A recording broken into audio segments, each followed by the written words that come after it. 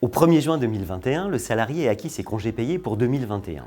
À l'approche des congés d'été, nous rappelons sous forme de questions-réponses les dispositions régissant la durée des congés payés. Le décompte du temps de travail ne pose pas de problème particulier quand le salarié a travaillé dans l'entreprise pendant toute la période de référence. Il a droit à l'intégralité des congés prévus par la loi, soit 30 jours ouvrables. En revanche, comment décompter le temps de travail lorsque le salarié a été absent au cours de la période de référence et que cette absence n'est pas prise en compte pour le calcul des congés payés? En effet, certaines absences ne sont pas assimilées à du travail effectif et donc ne sont pas prises en compte pour le calcul de la durée des congés payés. C'est le cas par exemple des absences pour maladie non professionnelle ou pour congé parental d'éducation à temps plein.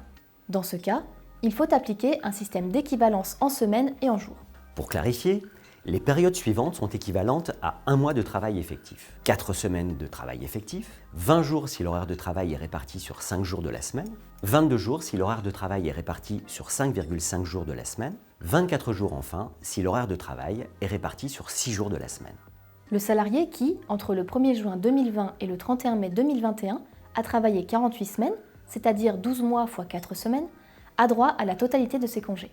Autrement dit, les absences non assimilées à du travail effectif, inférieures ou égales à 4 semaines ou à 20 jours pendant toute la période de référence, sont neutralisées et ne réduisent pas la durée du congé.